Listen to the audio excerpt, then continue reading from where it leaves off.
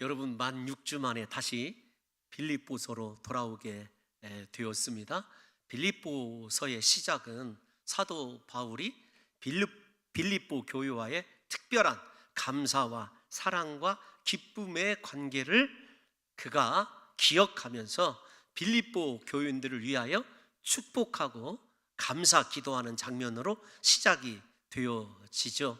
그리고 지금 사도 바울이 옥중에 매여 있다고 하는 그 사실 때문에 빌립보 교인들에게 근심하지 말라고 위로합니다. 왜냐하면 감옥에 갇혀 있는 그 고난을 통해서도 그리스도 예수의 복음이 진전하고 있기 때문이다 라고 그 위로를 전하게 되죠. 그러면서 사도 바울이 소망하는 것은 사는 것, 죽는 것이 아닙니다. 오직 살아도 그가 그리스도의 것이고 죽어도 그리스도의 것이기 때문에 오직 그리스도의 복음만이 증거가 되고 예수 그리스도만 유익하다고 한다면 그가 어느 쪽을 취하여져도 하나님 앞에 기쁨으로 감당할 수 있다라고 그렇게 선언을 하지요. 이런 위로와 빌립보 교회 안에 특별한 관계를 확인하고 또 소망을 준 사도 바울이 드디어 빌립보 교회에 필요한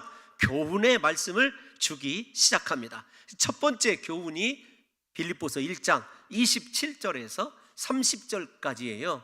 우리 성도 여러분들과 제가 2장을 조금 이해하는 데 도움이 될 것 같아서 먼저 1장 27절과 28절 상반절까지를 한번 읽어보고자 합니다. 함께 읽겠습니다. 시작. 오직 너희는 그리스도의 복음에 합당하게 생활하라. 이는 내가 너희에게 가보나 떠나 있으나 너희가 한 마음으로 서서 한 뜻으로 복음의 신앙을 위하여 협력하는 것과 무슨 일에든지 대적하는 자들 때문에 두려워하지 아니하는 이 일을 듣고자 함이라. 아멘. 여기까지만 봉독을 하겠습니다. 첫 번째 교훈이에요. 첫 번째 있는 메시지가 중요하죠.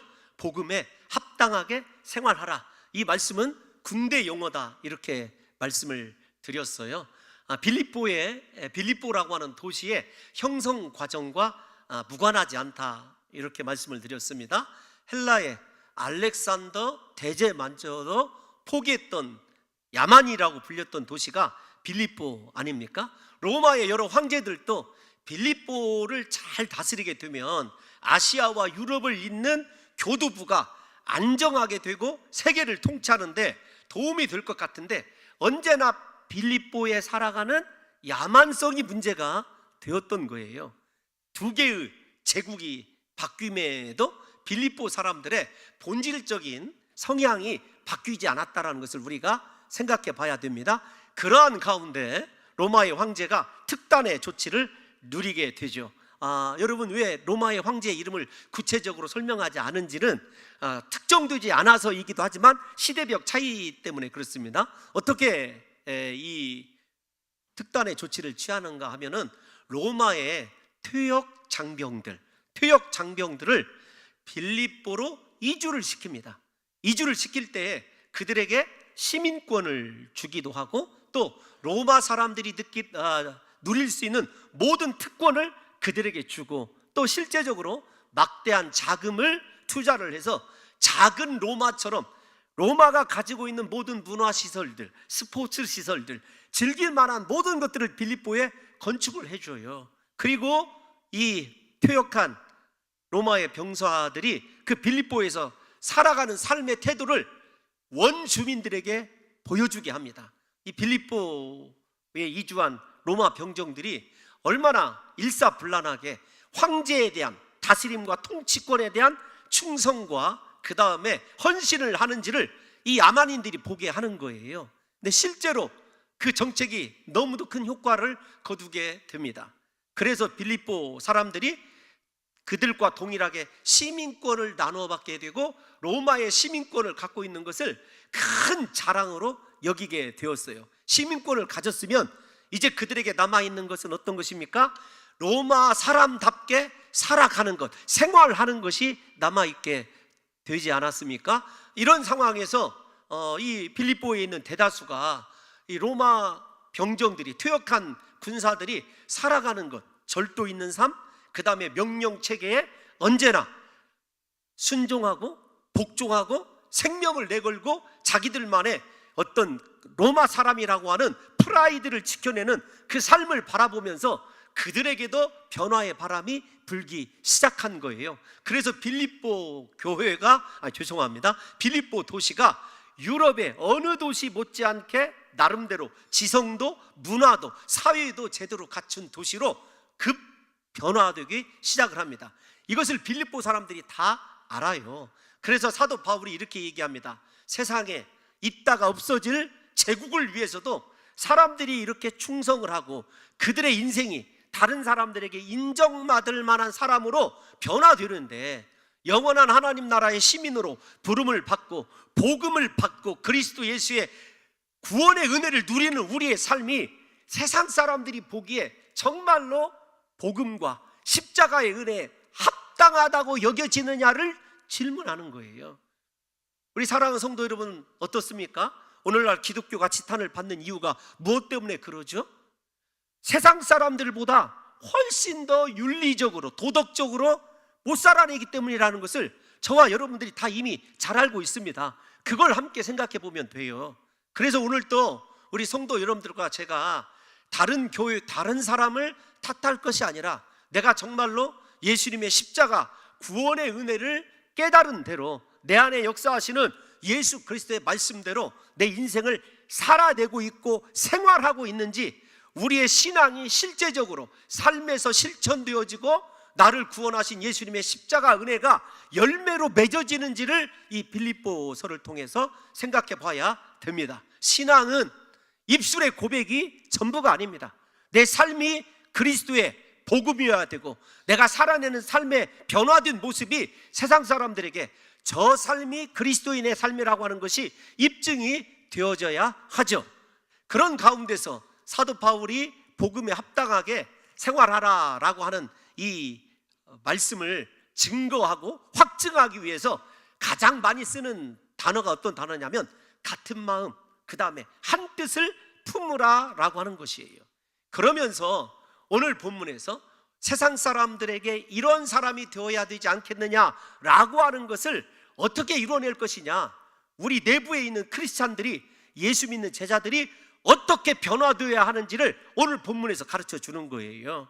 복음에 합당하게 생활하는 것이 외부를 향한 빛된 삶, 소금의 삶이라고 한다면 그 삶이 가능하게 하는 실제적인 변화의 역사가 내부에서부터 일어나야 된다는 것입니다. 그래서 2장 1절을 우리가 읽은 본문을 띄워놔 주시면 그러므로로 시작해요.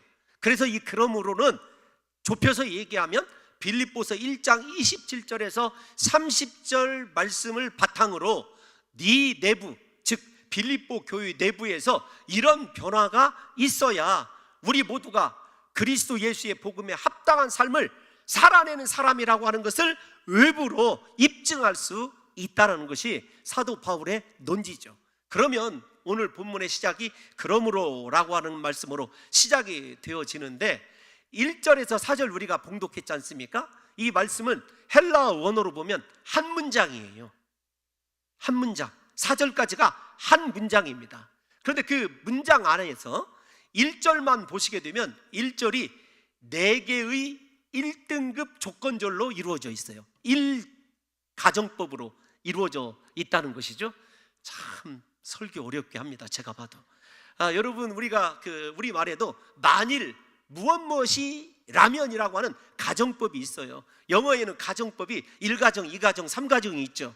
헬라어에는 4가정이 있어요. 4개의 가정법이 있습니다. 그런데 오늘 저 말씀 속에 가정법이 4번이나 사용되어져 있어요. 그리스도 안에 무슨 권면이 있거든, 그리스도 안에서 사랑의 무슨 위로가 있거든, 그 다음에 성령의 무슨 교제가 있거든, 마지막으로 성령 안에 긍휼과 자비가 있거든, 다 조건절로 1가정법으로 한 문장 속에 4개의 가정법이 반복해서 쓰여져 있습니다. 여러분, 그래도 들어주셔서 감사합니다.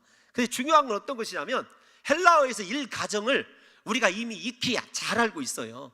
이 1가정은 무엇이 없어서 내게 이것이 있었으면 좋겠다, 그런 뜻이 아닙니다.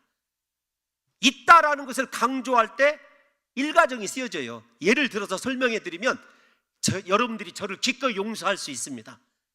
제가 용서받기 위하여 사탄이 예수 그리스도께서 금식하시고 줄이실 때 시험을 하죠. 뭐라고 시험을 하냐면 네가 만일 하나님의 아들이거든, 이렇게 시험을 합니다. 네가 만일 하나님의 아들이거든, 이것이 헬라어 일가정이에요. 무슨 말입니까? 네가 분명히 하나님의 아들이라는 것이에요. 그러니까 여기에 1절을 다시 띄워놔 주세요. 무엇이 있거든 네 번의 가정법은 어떤 것이냐면 너희에게 사랑이 있었고 권면이 있었고 위로가 있고 긍휼과 자비와 성령의 교제가 있었다라는 것입니다. 여러분이 1절만 읽으면 참 좀 기가 막힌, 우리 안에서 하나님의 선하신 뜻과 인생이 원하는 것이 다를 수도 있다라는 생각이 들어져요. 예컨대 이렇게 한번 생각을 해보세요. 빌립보 교회는 사도 바울이 개척한 교회이기도 하지만 연약한 교회입니다. 다른 교회에 비해서. 오늘날로 말하면 소형 교회이고, 그 다음에 다른 성경에 나오는 고린도 교회는 대형 교회라고 얘기할 수 있어요. 그런데 고린도 교회는 사람도 은사도 기타 모든 교회를 유지하고 있는 컨텐츠도 인프라도 탁월했던 교회예요. 그런데 고린도 교회는 무엇이 없었냐면 사랑이 없었어요. 그래서 고린도전서 13장에서 야, 너희가 아무리 천사의 방언을 하고 그 다음에 계속 점점점 무엇이 다 있다 할지라도 사랑이 없으면 아무것도 아니다. 그런데 실제적으로 사도 바울을 도와서 끝까지 선교하고 예루살렘 교회가 어려울 때 돕고 물질로 일을 하는 이 빌립보 교회는 그들이 필요하는 물질은 없어요. 아니, 있기는 있어요. 그런데 무엇이 있냐면 그들을 긍휼히 여기고 사랑하는 사랑이 있어요. 이거 좀 불완전한 거 아닙니까? 우리가 생각할 때, 신앙생활 할 때 그렇게 하나님의 일 잘하는 빌립보 교회에게 고린도 교회에 주셨던 은혜와 은사와 물질의 복을 쏟아 부어주시면 얼마나 완벽한 교회가 되겠습니까? 그래서 제가 이런 생각을 했어요. 말씀을 묵상하다가 하나님, 빌립보 교회와 고린도 교회를 합해서 놓으셨다고 한다면 복음이 얼마나 효과적으로 멀리 더 잘 전해질 수 있을까요? 그런데 사실은 꼭 필요한 것, 저 봉동 중앙교회 담임 목사로서 우리 장로님들이 아십니다만 늘 기도하는 것이 하나님의 선교 일을 하는 데 있어서 사람이 부족하지 않게 도와주세요. 물질이 부족하지 않게 도와주세요. 이 기도하거든요. 여러분들이 목사를 속물이라고 해도 제가 이해합니다. 그런데 실제로 사람이 있어야, 물질이 있어야 하나님 일하는 것 아닙니까? 그런데 하나님은 우리에게 비전만 주신다고 생각해 보세요. 선교의 사명만 준다고 생각해 보십시오. 하나님이 과연 불합리하거나 불공평할까요? 아닙니다. 무엇이 더 중요하다, 있어야 된다, 이런 이야기를 하는 것이 아니라 빌립보 교회에는 하나님의 거룩한 성품, 그 다음에 예수 그리스도의 인품과 1절을 다시 띄워놔 주십시오. 그리스도 예수와 성령이 나란히 쓰여지고 있지 않습니까? 성령의 가장 중요한 열매인 자비와 긍휼과 그 성령을 통한 복된 교제가 있었어요. 예수 그리스도의 권면, 말씀이 살아있었습니다. 그리고 그 말씀이 사랑에 기반을 해서 모든 이들에게 위로가 되어졌던 교회가 빌립보 교회예요. 그러므로 우리 사랑하는 성도 여러분들과 제가 이 시간에 한번 생각을 해봐야 됩니다. 내 인생에 이것이 있어야 되는데, 하나님도 그것 있어야 될 줄 아십니다. 그런데 하나님은 있어야 될 그것을 주시는 것이 아니라 있어야 될 그것을 감당할 수 있는 하나님의 성품, 하나님의 은혜, 하나님의 놀라우신 계획을 우리 안에 주실 줄로 믿습니다. 그래서 이 빌립보서를 읽다 보면 하나님의 섭리가 기대가 돼요. 오히려 부족한 그것 때문에 하나님을 의지하게 되고 기도하는 것 아니겠습니까? 그래서 우리 사랑하는 성도 여러분들에게 축복합니다. 여러분에게 지금 필요한 것들이, 눈에 있어야 될 것들, 손에 반드시 있어야 될 것들이 주어지지 않는다고 낙심하지 마십시오. 하나님은 그것들을 해결할 수 있는 이미 예수 그리스도를 우리에게 주셨고 성령의 능력과 은혜를 우리 가운데 부어주신 줄로 믿습니다. 여러분, 이것이 중요한 빌립보서를 이해하는 단초가 되어야 된다는 거죠. 그런데 여러분, 그렇게 원래부터 있었던 것이다, 그렇게 4개의 가정법을 문장을 통해서 원래부터 그들에게 있다 말씀을 드렸습니다. 생각을 해보세요. 다시 정리를 해봅시다. 시간이 가더라도 예수 믿고 우리가 변화되어서 그리스도 예수의 권면, 사랑, 위로가 있다고 생각을 해보십시다. 어떤 사람에게 내가 말로 하지 않아도 그냥 한번 손만 잡아주면 그리스도 예수 안에 있는 위로와 사랑이 가능하다고 한번 생각을 해보십시다. 그 얼마나 귀한 거예요. 성령 안에서 온 교회가 크든지 작든지 코이노니아, 복된 교제를 이룹니다. 그 교제의 근거가 인성이 아니에요. 성령의 강력한 감독을 따라 교제를 나누고, 그리고 그 사람들을 향하여 긍휼과 자비를 베풀 수 있는 믿음의 그릇이 준비된다고 생각해 보십시다. 극단적으로 설명하면 빌립보 교회에는 성부, 성자, 성령 삼위일체 자신을 주신 거예요. 그런데 그들이 실제적으로 사역하는 데 필요한 물질은 어쩌면 부족할 수 있다는 얘기죠. 이렇게 복된 교회가 왜 사도 바울이 이런 권면을 해야 되느냐? 원래 있었던 그 놀라운 은혜가 맨 처음에 출발은 선한 경쟁에서부터 비롯되었습니다. 2명의 유명한 지도자들이 경쟁적으로 일하다 보니까 어떤 것이 생겨나게 되냐면 하나님이 주신 성부, 성자, 성령 자신의 은혜와 인격과 신비한 사랑의 은혜는 다 사라져버리고 오직 사람의 모습만 남게 된 거예요. 그래서 사도 바울이 2절에서 이렇게 얘기합니다. 2절을 한번 띄워놔 주세요. 너 마음을 같이 하라. 어디에서 나왔던 말씀입니까? 1장 27절과 28절을 읽었을 때예요. 근데 2절만 놓고 생각을 해보십시다.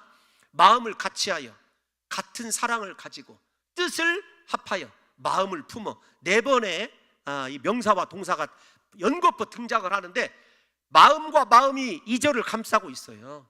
마음을 같이 하라, 한 마음을 품으라, 똑같은 말인데 반복되어지고 있습니다. 무엇이 문제입니까? 마음이 문제라는 거예요. 어떤 것이 문제예요?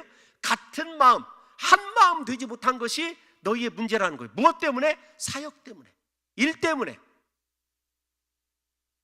4장에 가면 실명이 나온다고 말씀드렸습니다. 유디아와 순두계라고 하는 정말로 헌신했던 원래의 개척 멤버와 그 다음에 와서 열심히 헌신했던 사람들이 경쟁적으로 사역에 몰두하다 보니까 그들은 하나님 앞에서 존재적으로 사랑을 가지고 존재해야 되는데 사역을 하다가 어떤 일이 벌어지게 됐냐면 3절에 등장합니다. 다툼이 등장하게 된 거예요. 그래서 그들 안에 있었던 하나님의 귀한 은사가 사장되어 버리고 만 것입니다.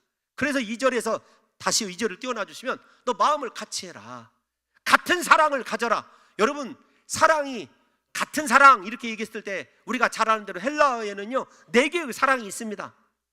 여러분, 에로스, 필리아, 스트로게, 아가페라고 하는 사랑이 있어요. 같은 사랑이 어떤 것이냐면 아가페 사랑입니다. 너 인간적으로 이해하고 혈통의 근거에서, 우정의 근거에서, 혹은 이성의 근거에서 산 사랑으로는 마음을 같이 할 수 없다라는 거예요. 예수 그리스도의 무조건적인 사랑, 죄와 허물이 있음에도 불구하고 나를 용서하신 그 아가페의 사랑으로 옆에 있는 사람을 사랑함으로 말미암아 어떤 열매가 맺어져야 된다고요? 같은 마음을 품게 되어야 되는 거예요. 그러니까 여러분, 어떤 교회가 능력 있는 교회냐면 사람 가운데서 생각해 보십시오. 우리가 가장 힘든 것이 제가 보면 내 마음이에요. 내 마음. 가장 무서운 것도 내 마음입니다. 죄송하지만 가장 변덕스러운 것도 내 마음이더라고요. 내가 가장 어쩌지 못하는 것, 내 마음입니다. 그런데 그 내 마음도 다스리기 어려운데 같은 마음을 가져라. 거기에다가 같은 뜻을 가져라. 2절을 다시 띄워놔 주세요. 이 뜻이라고 하는 것이, 뜻을 합하다라고 하는 말이 원어 성경을 읽어보면 어떻게 되어 있냐면 한 호흡을 가져라, 그런 뜻이에요. 한 호흡을 가져라. 저 뜻을 제가 여러분들에게 한번 잘 설명해 드린 적이 과거에 있습니다. 스스로 잘 설명했다니까 조금 쑥스럽네요. 어떤 거냐면 여러분, 조정경기 아시죠? 조정경기. 여러 명이 노를 저어서 배를 빠르게 진행시키는 경기가 조정경기예요. 여러분, 성경만 읽지 마시고 가끔은 스포츠도 한 번씩 보세요. 조정경기. 근데 조정 경기의 가장 큰 승리의 비결은 어떤 것이냐면 한 호흡이에요. 노를 동시에 물속에 몇 명이든지 한순간에 집어넣어야 되고 젓고 한순간에 빼내야 됩니다. 그래서 조정 경기에서 가장 중요한 사람이 사실은 아무것도 안 하고 앞에 타고 북치는 사람이에요. 한 호흡으로, 한 호흡 안에서 한숨을 쉬는 것, 그것이 뜻을 합하다예요. 그러니까 여러분 생각해 보십시오. 내가 힘들어도 북이 울리면 어떻게 해야 됩니까? 그거 극복해내야 돼요. 자기 자신의 힘들고 어려운 상황을 북소리에 맞춰가는 것, 그것이 한 호흡을 맞추다, 그런 뜻입니다. 내가 하기 싫다고, 내가 힘이 들다고, 내 상황이 지금 어렵다고 멈춰버리면 빌립보 교회라고 하는 조정, 배, 공동중앙교회라고 하는 배가 여러분 속도를 내지 못하거나 혹은 직선으로 가지 못하고 흐트러질 수 있다는 것을, 뜻을 같이 하다라고 하는 단어가 우리들에게 설명해 주고 있죠. 한번 생각을 해보십시오. 마음을 같이 하기도 어려운데 한 호흡을 가지고 함께 한 마음을 이루어가야 되는 그 상황을 한번 생각해 보십시오. 내가 부인되지 않으면, 내가 죽어지지 않으면 어떻게 가능하겠느냐고요. 그래서 우리 성도 여러분들과 제가 신앙의 가치를 깨달아야 돼요. 내가 신앙생활을 하는 것이 하나님 절대 가치를 가지고 내 자신에 대하여 충분히 그렇게 채찍질할 수 있느냐라고 하는 것이 중요하죠. 내가 중요하게 여겨지면 우리 봉동중앙교회라고 하는 배 자체가 다시요 목적지에 도달할 수가 없게 되는 거죠. 그리고 하나님이 원하시는 제때에 들어갈 수가 없는 거죠. 그걸 생각해 보면 우리 사랑하는 성도 여러분들과 제가 하나님께서 주신 사랑, 권면, 위로, 모든 은사들이 우리 안에서 살아나기 위하여 가장 중요한 것이 어떤 것입니까? 나를 다스리는 거예요. 제가 그래서 오늘 설교를 제목을 너무 극단적으로 정했습니다. 패러디한 거라는 걸 여러분들이 잘 아실 것입니다. 옛날 오래전에 공자가 죽어야 한국이 산다, 이런 책들이 있었어요. 내가 죽어야 됩니다. 그래야 교회가 살게 되어 있어요. 그래서 오늘 사랑하는 성도 여러분들과 제가 생각을 할 때 진짜 능력 있는 성도는 다른 사람이 아니에요. 돈을 가지거나 권력을 갖거나 유명한 사람이 많이 나오는 교회가 능력 있는 교회가 아니라 실제적으로 작은 일이든 큰 일이든 성도와 마음을 같이 하고 그 다음에 한 호흡 안에서 내가 상황과 환경을 초월해서 배가 나가는 방향으로 정확하게 나를 희생할 수 있는 사람들이 있는 교회가 능력 있는 교회이고 하나님이 기뻐하시는 교회라는 것입니다. 그러면 여러분들과 제가 이제 하나 더 생각해 봐야 될 것이 있어요. 어디를 보시냐면 3절을 한번 띄워놔 주시기 바랍니다. 3절을 보면 이렇게 되어 있어요. 시작. 아무 일에든지 다툼이나 허영으로 하지 말고 오직 겸손한 마음으로 각각 자기보다 남을 낮게 여기고. 아멘. 마음을 같이 하고 뜻을 같이 할 수 있는 비결은 어떤 것이냐? 여러분, 아무리 은사가 탁월한 교회라 할지라도 마음이 하나 되지 못한다고 한다면 하나님이 주신 은사가 사장되는 것을 우리가 보고 있어요. 그래서 중요한 것이 아무 일에든지라는 말이에요. 그런데 여러분, 사실은 빌립보서에 사도 바울의 고백 가운데서도 가장 많이 등장하는 단어가 아무 일이란 말이에요. 제가 적어드리질 않았어요. 우리 방송팀에게 한번 확인해 드릴게요. 1장 20절 사도 바울의 자기 고백입니다. 나의 간절한 기대와 소망을 따라 아무 일에든지 부끄러워하지 아니하고, 아무 일에든지예요. 그 다음에 여러분, 우리가 이 여러 말씀들이 있습니다만은 읽었던 28절에 보면 이런 말이 나와요. 무슨 일에든지 아무 일에든지입니다. 그리고 오늘 본문에서도 똑같죠. 아무 일에든지 이렇게 등장을 해요. 그러니까 여러분들과 제가 생각을 할 때 빌립보 교회의 문제가 열악한 가운데서 일이라고 하는 사역의 문제에서 모든 어려움이 비롯되었다라고 하는 것을 다시 한번 생각해 봐야 됩니다. 그런데 아무 일에든지라고 하는 말이 굉장히 중요한 의미예요. 모든 일에, 뭐 이런 뜻으로 바꾸어도 무방합니다. 그런데 중요한 것은 어떤 일을 할 때 왜 다툼이나 허영으로 하지 말라고 하느냐를 생각해 보면 아무 일을 이해할 수가 있어요. 여러분, 우리 사랑하는 성도 여러분들과 제가 생각을 해보십시다. 내가 어떤 분야의 전문가예요. 제가 예를 들면 우리 교회에 목공팀이 있습니다. 목공팀의 전문가가 저예요. 전데 저와 함께 일하는 사람이 목공에 대해서 무지해요. 무지합니다. 그런데 함께 일하게 되었어요. 그런데 그 일을 할 때도 어떤 자세를 가져야 되냐면, 이거 내가 해봐서 알아, 나만 따라서 하면 돼, 이런 자세 갖지 말라는 거예요. 일이 중요한 것이 아니라 무엇이 중요하다는 걸 가르쳐 주는 거예요? 사람이 중요하다는 걸 가르쳐 주는 것입니다. 사랑하는 성도 여러분, 우리가 어떤 사역을 할 때 보면 일을 못할 수도 있죠. 그럼에도 불구하고 그 일보다 더 중요한 것이 그 사람 영혼을 실족하지 않게 하는 거예요. 그 사람 상처받지 않게 하는 것입니다. 그래서 아무 일을 할 때에 왜 우리를 낮춰야 되는가? 들어줘야 돼요. 그 사람이 그 일에 대해서 사명을 함께하고 갈 수 있는 사람이라고 한다면, 내 자신이 그 일을 처음 대하는 일인 것처럼 내 자신을 낮춰야 됩니다. 기술적인 요구라고 얘기할 수 있죠. 그런데 대부분 우리가 신앙생활을 하면서 앞세우는 것이 어떤 것인 줄 아십니까? 내 경험입니다. 내가 이거 옛날에 해봐서 잘 알아. 여러분, 옛날에 해봐서 잘 안다고 하는 사람이 무언가 큰 일을 하는 것을 본 적이 없어요. 내 경험을 중요시 여기는 이유가 무엇 때문에 그러냐면, 긍정적으로 살펴보면 일의 효율성 때문에 그래요. 아닙니다. 일의 효율은 잠시 오를지 모르지만 일의 효율 때문에 하나님께서 그토록 사랑하시는 영혼의 상처를 입혔다고 한다면, 그것은 안이 시작한 것보다 못하다라는 것을 우리 성도 여러분들이 아셔야 돼요. 그래서 아무리 일든지 다툼이나 허용으로 하지 말아라고 얘기했을 때 중요한 것이 사람이고 영혼이라는 것을 깨달으셔서 우리 봉동중앙교회 성도 여러분들이 어느 부서에서 사역하든지 그 사람에 대해서 귀중히 여길 줄 알아야 돼요. 같이 존재하는 공동체 다른 형제에 대해서 나보다 훨씬 사랑받는 자로, 하나님께서 존귀히 여기는 자로 여길 줄 아는 마음의 자세가 빌립보 교회를 다시 사랑이 충만하고 성령의 긍휼과 자비와 교제가 충만한 교회로 만들 수 있는 길이라고 하는 것을 사도 바울이 가르쳐 주고 있습니다. 사랑하는 성도 여러분, 이 본문을 우리가 좀 이해하기 위해서 이 2절과 3절을, 이 말들이 어디에서 나온 말이냐? 초대교회에서 나왔던 말이에요. 사도행전 4장 32절 한번 띄워놔 주십시오. 정리를 한번 하고 갑시다. 시작. 믿는 무리가 한 마음과 한 뜻이 되어 모든 물건을 서로 아멘. 통용하고. 여기까지요? 믿는 무리가 어떻게 했다고요? 진짜 믿음이 있고 성령이 임하면 한 마음을 품을 줄 알아요. 한 호흡을 할 줄 압니다. 한 뜻이. 그러니까 성령 받았습니다, 내 안에 예수 그리스도가 있습니다 라고 하는 사람은요, 마음을 잘 다스려요.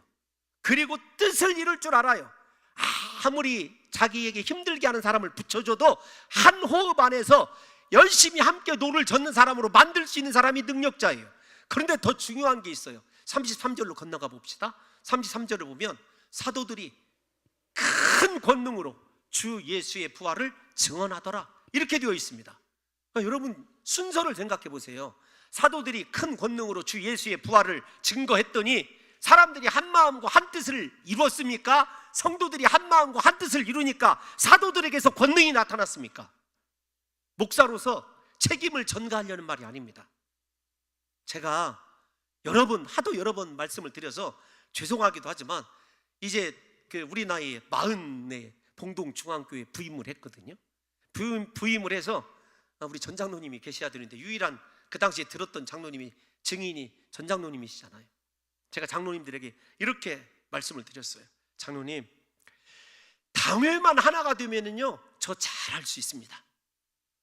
그게 한 3년 동안 외치는 말이었어요.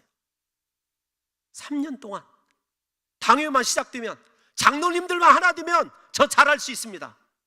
지금 생각해 보면 무슨 이게 어린 목사가 어디에서 그런 객기가 나왔을까 이렇게 생각하실지도 모르겠지만, 성경을 읽어보면 그래요. 마귀는 다른 것으로 우리를 곤경에 빠뜨리지 않아요. 우리 안에 이미 하나님께서 주신 은사와 능력자들이 충분합니다. 그런데 그 은사와 능력이 왜 사장되게 하는가? 다툼과 허영 때문이에요. 한 마음을 품지 못하게 하고 한 뜻을 이루지 못하게 하는 거예요. 그래서 사역을 하다가 서로 충돌이 일어나게 되고 그 충돌 하나를 감당을 못 해내는 거예요. 답답해 죽겠어요. 가끔 그런 생각할 때가 있어요. 아니, 그 나무 죽으면 어때? 영원히 안 죽어야 되지. 아니, 그쪽에 수선이 안 되면 어때? 영원히 안 죽어야 되지. 무엇이 중요한지를 생각하지 못하니까 오직 빌립보 교인들처럼 일에다가 초점을 맞추고 목숨 걸고 살아가는 성도들이 너무 많아요. 아닙니다. 일도 중요하지만 우리에게 중요한 건 존재예요. 내가 왜 존재하느냐, 왜 봉동중앙교회 존재하느냐, 나로 인하여 이 일 때문에 상처받는 사람은 생겨나지 않느냐. 그래서 교회에서 가장 중요한 것이 말조심이에요. 아무리 지적하고 싶어도, 여러분, 가끔은 제가 우리 안수 집사님 몇 분에게 책망을 들은 일이 있습니다. 목사님 왜 개입하지 않으십니까? 지켜보세요. 두고 봅시다. 기도합시다. 여러분, 그 문제에 대해서 개입을 하고 설명을 하고 이해를 시키면 순간적으로는 돌아갈 수 있습니다. 그런데 중요한 건 그것에 따른 부작용이에요. 그래서 더딘 것 같아도 그 문제를 가지고 기도하고 서로 마음이 맞춰질 때까지, 그래야 어떻게 목사에게서 권능이 나가고 말씀이 선포된 대로 이루어지기 때문에 그래요. 사도행전을 보십시오. 사도행전 4장 32절 33절을 댁에 가셔서 읽어보시라고요. 여기 서 있는 홍 목사 부족합니다. 연약합니다. 그럼에도 불구하고 하나님께서 강단에서 선포한 대로 말씀을 이루어주시는 이유는요, 장로님들이 하나 되어 있기 때문이고 온 성도들이 하나 되어 있기 때문 아니겠습니까? 제게 무슨 능력이 있어요? 저 아무 능력 없습니다. 우리 교회의 자랑이라고 한다면요, 특별한 부자가 없고 특별히 사람들에게 신망받는 직업을 가진 사람이 드물어도 온 성도들이 하나 될 줄 아는, 잠잠히 기다릴 줄 아는, 그것 때문에 권능이 선포되어지고 말씀대로 선포되어지니까 사람들이 불가능하다고 하는 일, 그 일마저도 하나님이 능력 안에서 다 해결해 주시고 그분의 살아계심을 나타내 주는 것 아니겠느냐고요. 사랑하는 성도 여러분, 그래서 교회가 중요한 것은요, 돈 많고 세상에서 유명한 사람, 모두가 부러워하는 직업을 갖고 있는 사람이 많은 교회가 능력 있는 교회가 아닙니다. 같은 마음, 같은 뜻을 가지고 내 상황이 도저히 감당할 수 없는 상황이어도 내가 지금 내 노를 집어넣지 않으면 공동체에 해가 끼쳐진다는 하나님을 두려워하는 마음을 가지고 내 뜻을 굽힐 줄 아는 사람, 그 사람이 진짜 하나님이 원하시는 사도 바울의 동역자이고 빌립보 교회의 본질이라는 것이죠. 여러분, 예수님께서 겟세마네 동산에서 무슨 기도하셨는지를 아는 유일한 제자가 있죠. 사도 요한 아닙니까? 사도 요한이 요한복음 17장에서 예수님께서 겟세마네 동산에서 십자가에 죽으시기 전에 그렇게 절체절명의 위기 가운데서 드린 기도를 길게 기록해 놨어요. 요한복음 17장 읽어보면 그 기도의 전부가 무엇을 위한 기도인 줄 아십니까? 제자들을 위한 기도예요. 그런데 특별히 제자들 가운데 어떤 기도냐? 하나됨을 위한 기도였어요. 한 절만 읽어보겠습니다. 요한복음 17장 21절 시작. 아버지여, 아버지께서 내 안에 내가 아버지 안에 있는 것 같이 그들도 다 하나가 되어 우리 안에 있게 하사 세상으로 아버지께서 나를 보내신 것을 믿게 하옵소서. 아멘. 잠시만 띄워놔 주십시오. 왜 세상이 교회를 부정하느냐? 중요한 겁니다. 참 그 교회의 한 사람 한 사람을 일일이 보면은요, 얼마나 사랑스럽고 존귀한지 몰라요. 교회가 그런 분들이 있어서 정결해지고 정말로 깨끗해지고 예배드릴 만한 처소가 되는 건 사실입니다.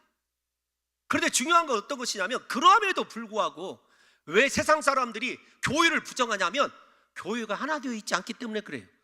제 말이 아니라 성경을 읽어보세요. 그들도 다 하나가 되어 우리 안에 있게 하사 세상으로, 두 가지입니다. 하나가 될 때, 교회가 하나가 될 때 우리 교회가 예수 그리스도 안에 머물게 될 줄로 믿습니다. 그분의 전능하신 능력이 공급될 줄로 믿습니다. 그 다음에 무엇이냐면 세상으로 아버지께서 나를 보내신 것을 믿게 하옵소서.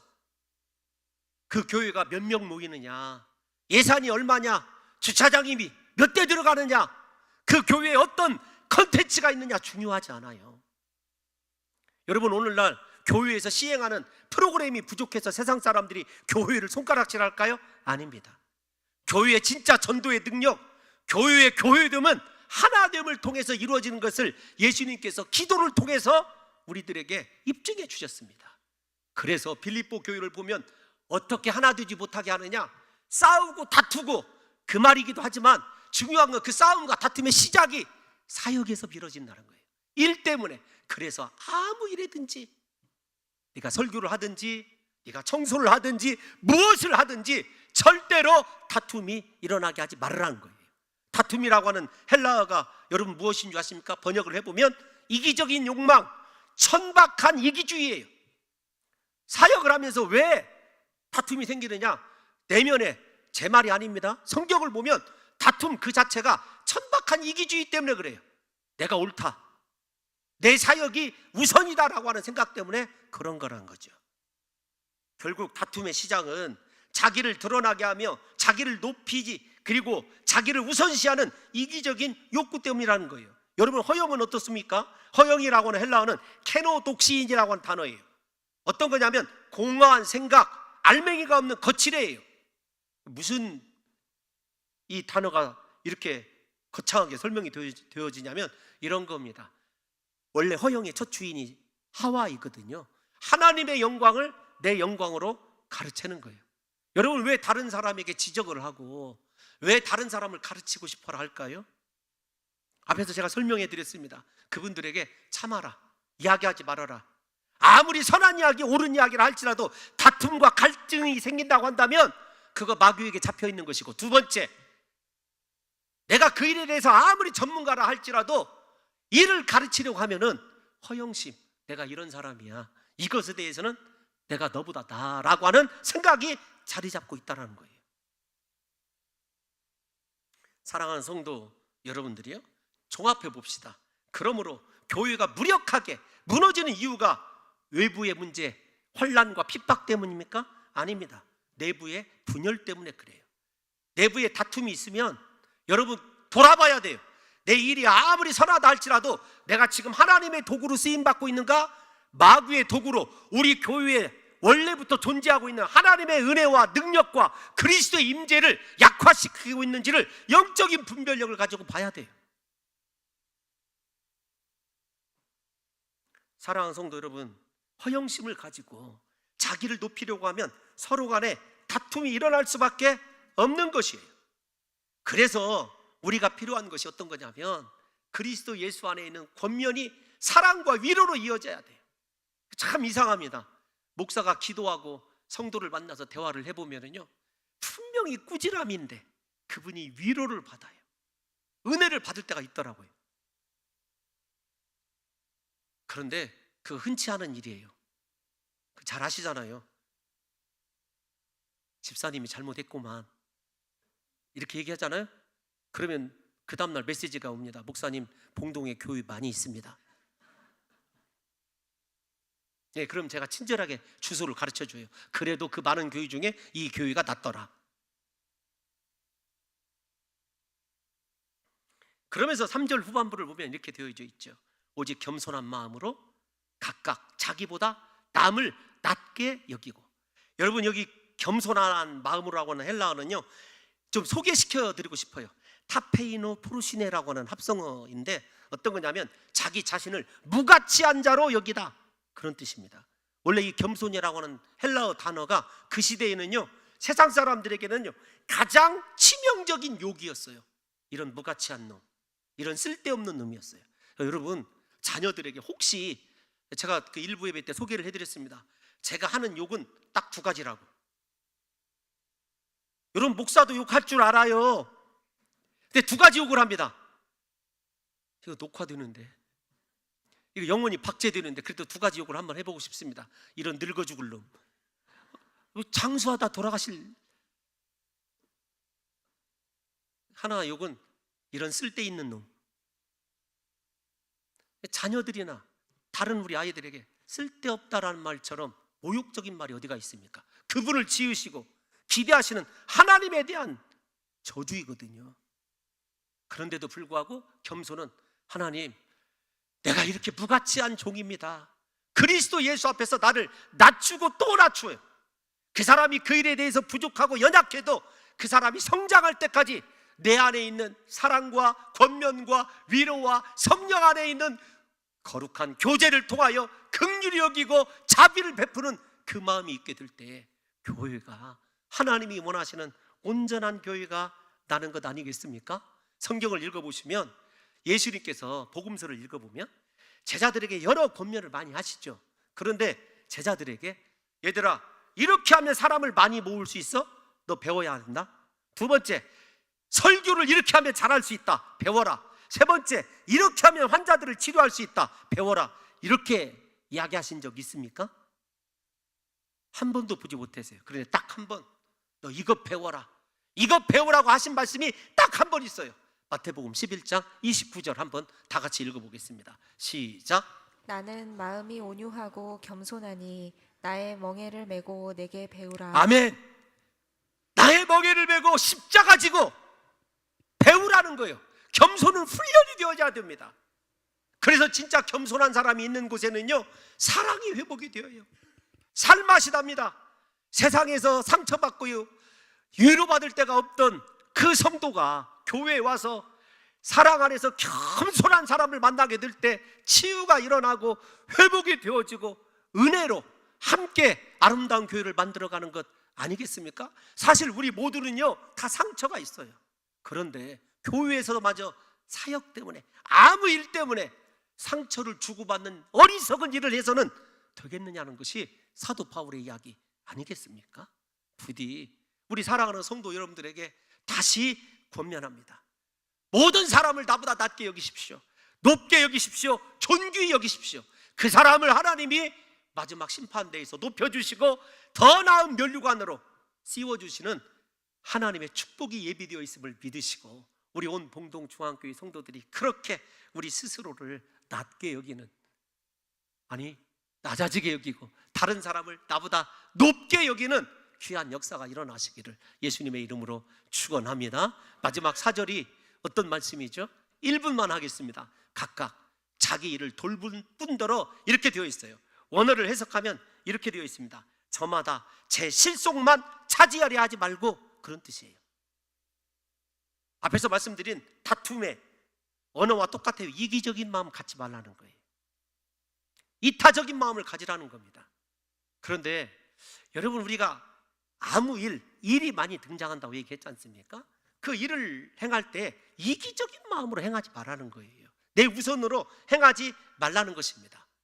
더 중요한 것이 있습니다. 두 번째, 너 일에 집중하라는 거예요. 모순이잖아요. 아닙니다. 너의 주신 사명을 잘 감당하고 그 다음에 다른 사람의 사명까지 네가 돌볼 수 있어야 된다. 이 말은 여러분들에게 좀 시험이 될 수 있을지 모르겠지만 빌립보 교회가 지금 선교비 때문에 문제 생긴 것 아니에요? 그러니까 네 실속 차려서 너 빠져나가려고 하지 말고 너에게 주어진 물질적 사명 잘 감당하고 다른 사람이 감당하지 못하는 것까지 아름답게 감당하라는 말씀입니다. 여러분, 이 말씀을 이렇게 해석하는 분도 있어요. 내 이웃을 내 몸과 같이 사랑하라 라고 하는 사도 바울의 버전이다. 저는 우리 봉동중앙교회 성도 여러분들이 내 실속만 차리는 것이 아니라 실제적으로 위기일 때 교회 공동체를 위하여 우리 자신의 일을 충분히 하나님이 이곳에 보내신 사명을 잘 감당할 뿐만 아니라 다른 사람이 감당하지 못하는 일마저도 내 일처럼 여기고 그 일에 집중함으로 말미암아 내가 옆에 있는 성도를 얼마나 사랑하고 있는지, 내 안에서 성령이 얼마나 뜨겁게 교제하고 있는지를 입증할 수 있는 복된 교회를 날마다 이루어 가시기를 예수님의 이름으로 축원합니다.